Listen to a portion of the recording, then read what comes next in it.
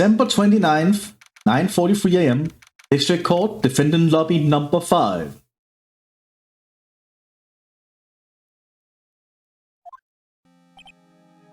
Ah, shit, it's Max. But yeah, you are him at the moment. Good morning, Max.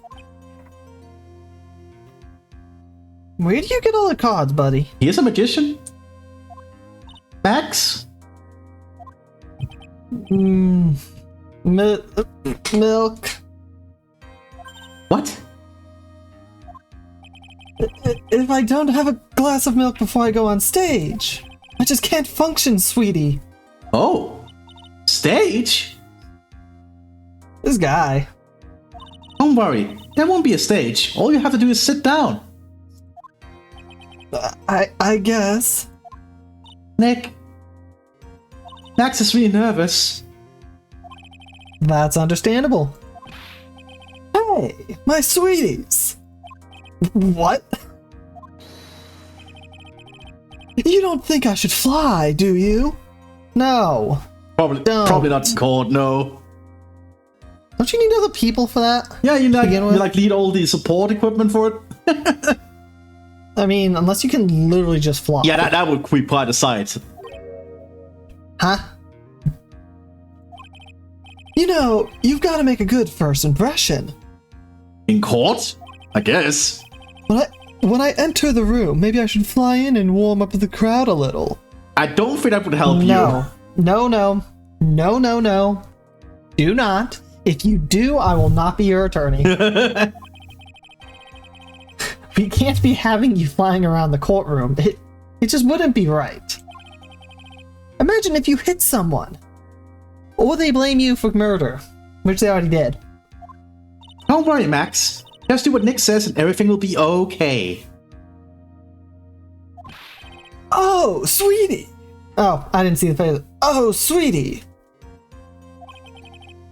What is it this time, Max? Why don't you try flying into the courtroom? I can't fly, Max.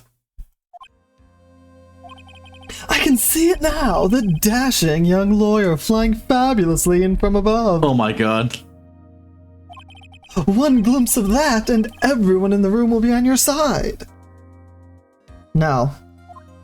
Max, really, no one needs to fly today. Nick? What's with that look in your eyes? I like the sound of that. Dashing young lawyer flying fabulously. My eyes freaked out like, oh no. December 29th, what do 10 I a.m. do? District Court, courtroom number 2. Oh, here we go. And now the case of one... What? Your Honor, get on with it. What the fuck is happening? I didn't click anything. Oh, sorry. I just realized that the defendant's name is Billy Bob Johns. So... Well, isn't the defendant also known as Maximilian Galactica? Yes, Your Honor. He does often go by that name. You know, my grandchild is a huge fan of his. I think everyone here wouldn't mind if we called the defendant Maximilian Galactica. It sounds more friendly. I wonder if that is to our advantage? Miss Von Karma, your opening statement, if you please. Today we have our defendant... Billy Bob Johns, what the hell? I hope you didn't bother thinking you'd win this one, Mr. Phoenix Wright. Ah, Miss Von Karma, do not worry. I did not think I'd win. I know it. Apparently I'm Canadian. Could be. That's very challenging trial was a sham. I refuse to acknowledge its legitimacy. I kind of agree. Yeah, I can, most certainly a sham. I can kind of bullshit. I can kind of get it. But you still lost. It did not count. Do you hear me? She must still be upset about what happened last time. You know, when it was all over the TV that she lost to me. Oh yeah, globally too, I heard. You have no chance. Zero, sich, Nada. I'm not losing this case. Why, you ask? Because it is not in the nature of a Von Karma to lose at anything. I have beaten every single Von Karma. At least once. So come at me, bitch. I guess being born with the name Von Karma is a free path to be arrogant and annoying. Like, seriously, you beat Von Karma, old dude. Then you beat... No, actually, you beat Edgeworth first. Then you beat his father, adoptive. And then you beat the daughter of Von Karma. You beat all three Von Karmas. Basically. Even if Edgeworth was only a Von Karma to get revenge on his father. Oh. Fuck. I hate this. Watch and learn, Mr. Phoenix Wright. I shall use the textbook procedure for proving how absolutely guilty you are. Me? Guilty? Why am I guilty? Yeah, you're not... Ow! What are you talking about? It will be my ultimate revenge. What am I guilty of? But it's not like it'll bring her dad back. There. Opening statement complete. Now let's hurry and wrap up this waste of time. Then why are you here if it's a waste of time? Yeah, I wonder that too. Very well, you may call your first witness, Miss Von Karma. Look, give me pain. We can solve this case in one day. Oh, yeah. But dealing with Von Karma is going to be like a 2 to 3 day case. Ugh. Detective Dick Gumshoe, get up there, now! Poor Gumshoe. Sorry to keep you from work, as I'm sure you need every penny you can earn, Detective. Oh. Don't mention it. It's no trouble at all. I've been looking forward to this. Very well. I would like you to begin by shedding light on the events in question. At your service, sir. All right, Detective, you may proceed with your testimony. Details of the events. Ah. I hate this. Do you know why? Why? Because paper perjury. Oh. Yeah, because I pressed the button already. Atlanta crime. Snow was falling until 9:40 p.m. Made it extremely cold out. Like, the worst part of it is they have it lined up, even when you question them further, to go seamlessly to the next one. Yeah. Like, 99% of the time. So it's purely design issue. Yeah. All of the circus performers were gathered in the big shop to practice their routines. Acro, Mo. So only 2 people live in the lodging house? No, it's just because that's the floors we can see, I think. The practice session broke up around 10 p.m. The murder itself took place in the plaza in front of the lodging house at like 10:15 p.m. The victim was found bent over a wooden box that is a doornail. Cause of death was blunt force trauma that snapped the vertebrae in his neck. Oh! Ow. Damn. I see. He was beaten to death. Here's the autopsy report for the victim. Court accepts this into evidence. Blunt force trauma to the back of the head. And that must be quite a bit of blunt. A blunt object. Okay, you can't get anything else. Very well, Mr. Wright, you may begin your cross-examination. Yes, Your Honor. Alright, Gumshoe, stop lying to me! Night of the crime, so it's fall until 9:40, making it very, really cold. Oh, okay, yeah, I'm not going to be asking you, like, if I should go through that, because that's just what we do. Yeah. So, let me ask you about the snow. It was nearly a blizzard up until the time of the crime. Did it pile up? It wasn't such a big deal. Maybe about 1.5 inches was on the ground. The snow froze in place and stayed in the ground until the next day. The snow. Let me see. There's got to be more to this. What's the matter, Nick? I need to take a look at the court record. Mr. Gumshoe, what were the members of the circus doing on the night of the crime? Like, you see, a seamless transition onto the next part. Yeah. That's exactly what I'm talking about.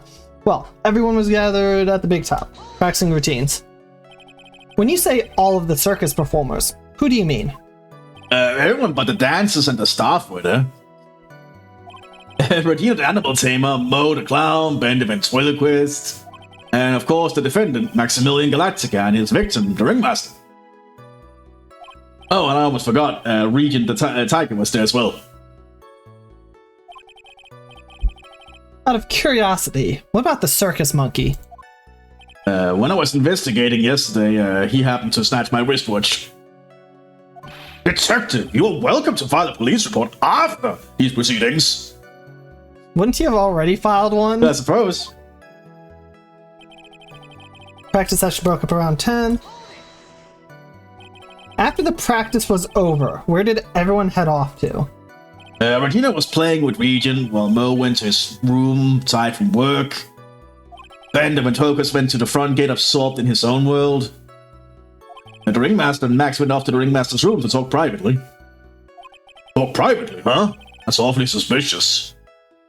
I agree. You wouldn't happen to know what they were talking about, would you? It seems they were negotiating Max's salary. Actually, Max was asking for Regina's hand in marriage. Fuck! God damn it, dude. Yeah. Took place in front of the plaza at 10:15. I'd like you to be a bit more specific about the events at 10:15. Okay. Not a problem, pal. We got a witness that told us the whole thing. Ah! This is totally meaningless. Time to move on. Alright. We'll just have to revisit that testimony later. Detective Gumshoe, would you mind telling us how the victim met his end? Intriguing. Like, seriously. Well, you know how the prosecutors are. They're evil. I know. Like, she's covering for something there.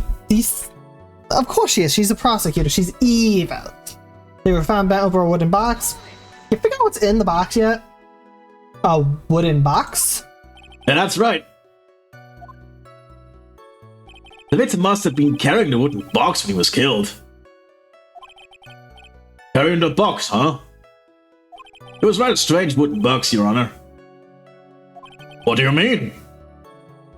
Well, it was much heavier than it looked. Not to mention it was locked. Locked, you say? Intriguing. 20 pounds? Wow! Ah, that's quite the box. Yeah. This may be my only chance, so I might as well ask some questions. About the contents, if we know. Alright. Do you mind telling us what was inside that box? Well, when we found the box, it was locked tighter than Fort Knox. Wow, okay. So we took it back to the station and cracked it open. All that was inside was this little bottle. Bottle? What is that, detective? Exactly what it looks like, Your Honor. It's a condiment bottle. Condiment? What's inside the bottle? It's filled with pepper. Pepper? Why in the hell was it locked in that big box? There was only one little bottle in that huge box? I wonder if that has some sort of special meaning. The pepper killer. That is very weird. Why would there be a small pepper bottle in there? No, that is weird. Cause this was blunt force trauma that snapped a vertebrae in his neck. According to the autopsy report, the murder weapon was a blunt object, correct? You've done your homework, pal. I wasn't homework though, but sure. And you haven't found this murder weapon, have you? The police are searching for it as we speak. My theory is that it is something the perpetrator ran off with. You would think so, especially since you didn't find it on the scene. No, I bet he made it disappear with magic. Oh. Well, I think we have a good feel for the details of the event now. I guess that's all we're going to get out of Gumshoe in this case. You mean all we gotta get out of him is that little bottle of pepper? It's a useful bottle of pepper, I'm sure of it. And now that we have wrapped up with the detective, I'd like to call my next witness. I don't even have to stand here.